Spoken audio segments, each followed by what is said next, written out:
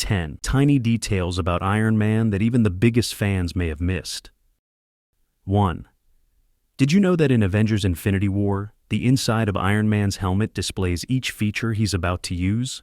You can see this clearly when he deploys his rocket boots while chasing Ebony Maw's spaceship, showing how advanced his nanotech had become. 2.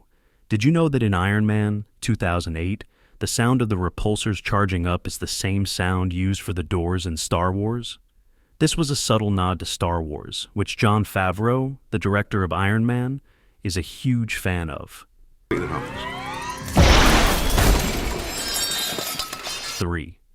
Did you know that in the Avengers, in 2012, Tony always lands on one knee when suiting up, except when he's in space?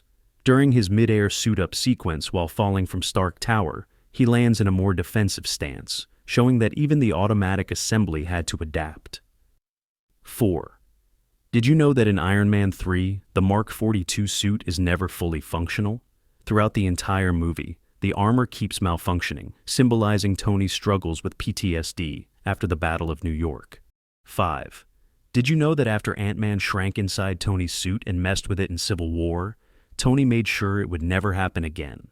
In Infinity War, his new nanotech armor was completely airtight and resistant to internal attacks. He even upgraded it to function in space without the need for an external oxygen supply, proving how he always learned from his past mistakes.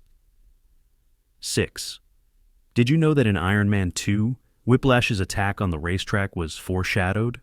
Earlier in the movie, there's a quick shot of Whiplash watching the event on TV while assembling his whips, hinting that he had already planned his ambush.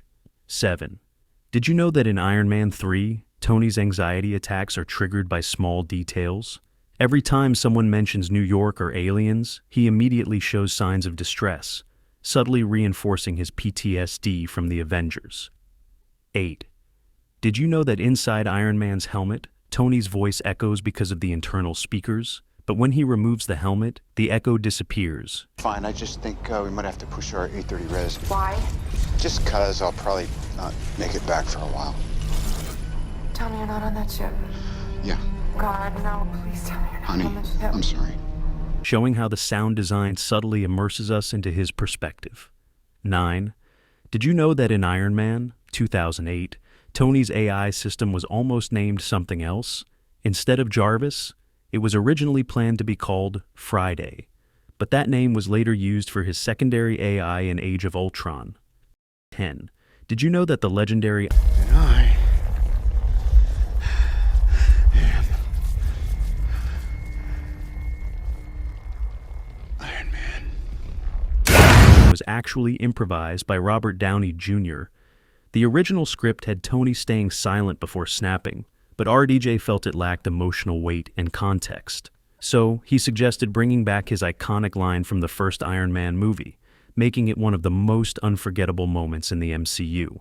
Which of these details surprised you the most? Let me know in the comments.